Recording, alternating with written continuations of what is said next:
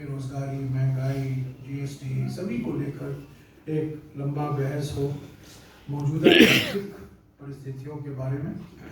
ये हमने निवेदन किया है सरकार से, स्पीकर साहब से और चेयरमैन साहब से। अभी उनको तय करना है कौन कौन से मुद्दे लेंगे। अभी तो हमें कुछ संकेत नहीं मिला है कि क्या मुद्दे लिया जाएगा। अब तक तो एक बिल आया है कल, और आज तो प्राइवेट मेंबर्स डे है, तो आज कोई डिस्कशन नहीं होगा। सोमवार को भी इस बिल पर चर्चा चलेगी, पर अगले हफ्ते हम उम्मीद रखते हैं कि जो मुद्दे विपक्ष की ओर से हमने पेश किया है, जिसमें आर्थिक परिस्थिति, मौजूदा आर्थिक परिस्थिति एक बहुत बड़ा मुद्दा है और सभी पार्टियों ने उसका समर्थन दिया है। हम उम्मीद करते हैं कि लोकसभा में और राज्यसभा में उस पर एक बहस। इसके अलावा आज सुबह हमारे कांग्रेस अध्यक्ष, नेता प्रतिपक्ष राज्यसभा में मल्लिकार्जुन खड़गे जी ने मांग की गृह मंत्री से, जो multi state cooperative agreement bill जो लिस्ट हुआ था बहस के लिए और पारित करने के लिए, वो मांग की गई कि वो एक स्टैंडिंग कमेटी को भेजा जाए, क्योंकि ये बहुत महत्वपूर्ण विषय है। कई राज्यों के अलग अलग विचार हैं इस पर, और कुछ स्थायी समिति में विचार होने के बिना पार्लियामेंट को लाने और पार्लियामेंट को तत्काल इसे पारित करना अच्छा नहीं होगा। और मैं समझता हूँ सरकार हमारे खड़गे जी की मान ली है और ये बिल स्टैंडिंग कमेटी को भेजा जाए।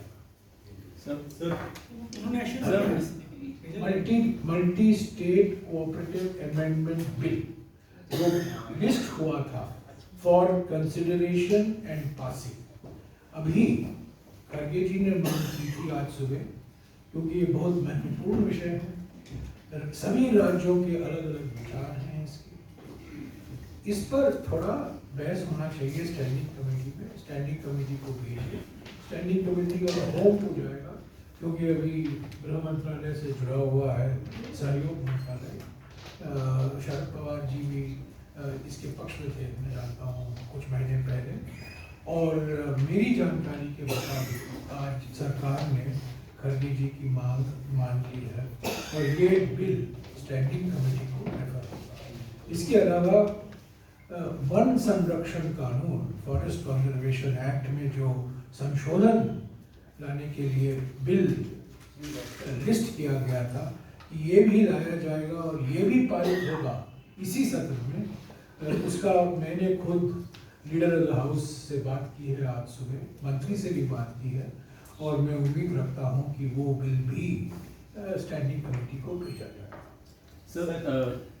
So Mrs. Sonia Gandhi is in Rajasthan. Will she be joining the yatra tomorrow or on the 12th? I think she is, to the best of my knowledge and information, she is celebrating her 76th birthday today. We all join, the nation joins, the Congress party certainly joins in wishing her a long life, healthy life. She is on a private holiday, and I think I have no information whether she will join tomorrow or whether she will join on the 12th. It's possible that she will join on the 12th. It's possible, but I have no information. It's a private holiday, and I think it's best. You know, public personalities are entitled to private moments, and I would urge you to respect the privacy of public personalities.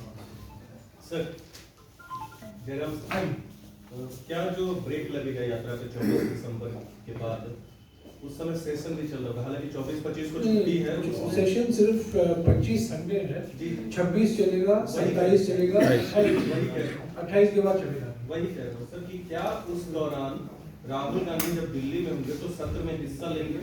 और दूसरा सवाल वास्तविक है ना, अगर वो दिल्ली में है तो जरूर सत्र चल रहा है, तो वास्तविक है कि वो पार्लियामेंट में है। पार्लियामेंट का बहिष्कार नहीं कर रहा है वो, भारत छोड़ो यात्रा में वो बहिष्कार नहीं कर। मैं खुद आज निकल रहा हूँ और मेरा 100% रिकॉर्ड हुआ है पिछले 18 सालों में, मैं भी कल नहीं था।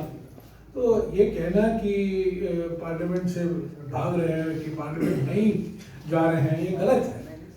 लगे हुए हैं, जनता की समस्याओं को सुन रहे हैं, भारत जोड़ो यात्रा में एकजुट होकर सारे कांग्रेस नेता हैं, राहुल जी हैं, और राहुल जी 25 को तो पार्लियामेंट नहीं है, 26, 27, 28 दिल्ली में रहेंगे और जरूर पार्लियामेंट में जाएंगे। सर एक और सवाल है कि हिमाचल और गुजरात के नतीजे अब आपके सामने है, कांग्रेस पार्टी ओवरऑल कैसे देख रही है? गुजरात में वोट परसेंटेज बहुत कम हुआ, हिमाचल में पार्टी के लिए अच्छे नतीजे आए हैं, बहुमत क्लियर है, लेकिन वहां भी वोट परसेंट के मामले में दोनों पार्टियां बराबर है, जो मुख्य पार्टियां कांग्रेस और बीजेपी। कैसे आकलन कर रही है कांग्रेस? मैंने कल भी और खड़गे जी ने और कई नेताओं ने इन नतीजों पर टिप्पणियां की हैं। मैं नहीं समझता हूँ इसको दोहराने की जरूरत है, पर मैं कहूँगा कि गुजरात में जो नतीजे आए हमारे लिए अत्यंत निराशाजनक हैं।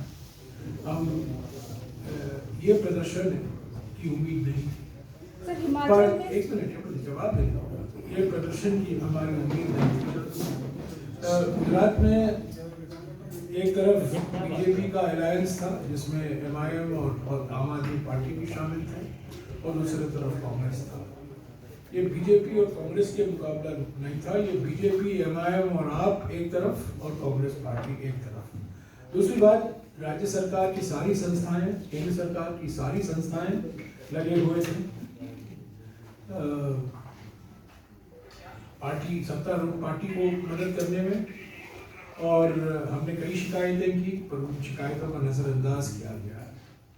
और तीसरी बात, G20 को छोड़िए, G2 लगे थे गुजरात के अभियान में। जिस तरीके से हमारे प्रधानमंत्री और गृह मंत्री ने रोड शो की, और आचार संहिता का उल्लंघन भी हुआ, और इसके बारे में हमने इलेक्शन कमीशन को अवगत कराया, पर हमारी बात मानी नहीं गई। पर कुछ भी कहें, मैं बहाने बनाना नहीं चाहता हूँ, निराशाजनक है। हमारा वोट शेयर 27% है, आज भी 40% से कम हुआ है। मैं मानता हूँ, स्वीकारता हूँ, पहचानता हूँ, 27% वोट शेयर कम नहीं होता।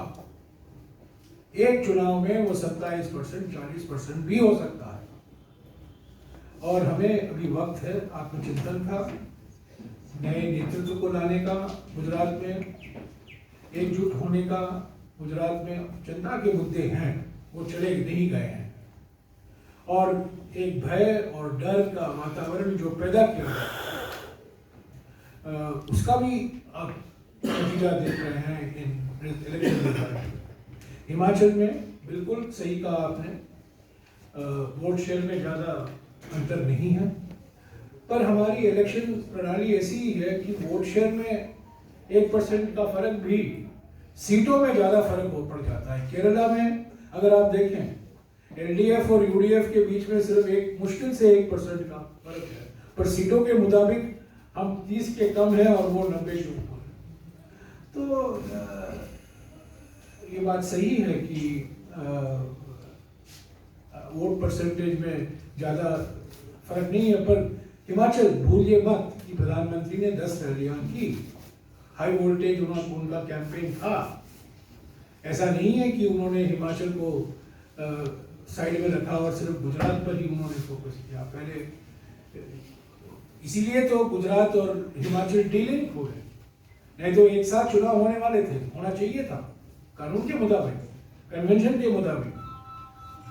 पर पहले प्रधानमंत्री हिमाचल गए, हिमाचल में प्रचार किया, उसके बाद एक गैप आया, गुजरात गए। तो एक तरीके से देखा जाए, हिमाचल में प्रधानमंत्री का प्रचार नाकामयाब रहा, बिल्कुल नाकामयाब रहा। और अगर आप सारे देश के नतीजे देखें तो गुजरात को छोड़कर जरूर बीजेपी के खिलाफ नतीजे आए हैं। कुछ जगहों में कांग्रेस जीती है, कुछ जगहों में क्षेत्रीय पार्टी जीते हैं, पर बीजेपी नहीं जीता ज़्यादा जगहों में। तो ये एक मिक्स्ड पिक्चर है हमारे लिए। गुजरात सोचने का वक्त है, आत्मचिंतन का वक्त है, कठोर निर्णय का वक्त है स्थानीय लीडरशिप के बारे में। और हिमाचल में अभी वक्त है, जो हमने वादे किए थे जनता को हमारे घोषणा पत्र में, हमारे भाषणों में, चुनाव प्रचार में, उसको हमें समय सीमा के अनुसार पूरा करना है, क्योंकि जनता ने जनादेश कांग्रेस पार्टी को स्पष्ट तरीके से दिया है। ये 35-34 का मामला नहीं है। 40 सीटें आना और वो भी बीजेपी के खिलाफ, मैं समझता हूँ ये बहुत बड़ी उपलब्धि है और ये हम पर बड़ा बोझ डालता है कि जो वादे हमने किए हैं, खास तौर से ओल्ड पेंशन स्कीम के बारे में, उसको हमें पूरा करना ही होगा। जल्द से जल्द हमें पूरा करना होगा। सर हिमाचल से ही जुड़ा एक सवाल है सर, विधायक दल का नेता नहीं, वो उसके बारे में 3 बजे को बैठक होगी। शुक्ला जी ने ऐलान किया है, वहाँ भूपेश बघेल जी जा रहे हैं, भूपेंद्र सिंह हुड्डा जा रहे हैं, खुद प्रभारी राजीव शुक्ला रहेंगे। 3 बजे वो बैठक होगी, उसके बाद क्या होगा आपको जानकारी। मैं उस पर रनिंग कमेंट्री नहीं दूंगा। It's not about running commentary. It is about the fact whether the MLAs. उस पर रनिंग कमेंट्री नहीं दूंगा।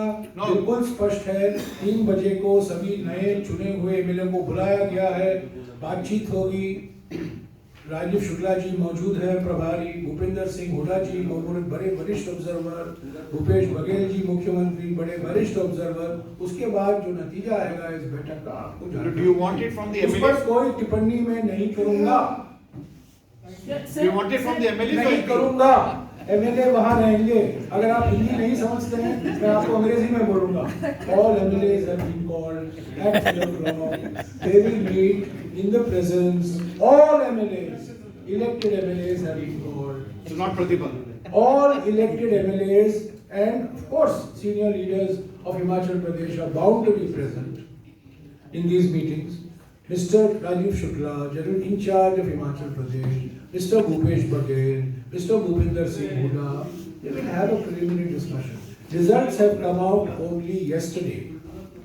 Results have come out only yesterday. But infighting And is I not- don't have to remind you of the number of instances when the BJP has not been able to even name a chief minister or a cabinet days after the election results.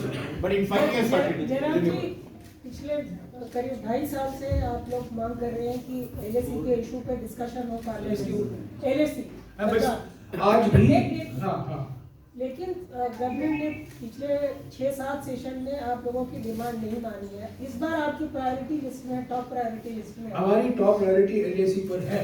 तो अगर इस बार नहीं मानेंगे, आपके पास क्या नहीं, हमें सोचना पड़ेगा। हमने कल जो विपक्ष की पार्टियों के नेताओं की बैठक हुई उसमें मैं मौजूद नहीं था, पर सारे पार्टी मौजूद थे, आम आदमी मौजूद थी और टीएमसी भी था।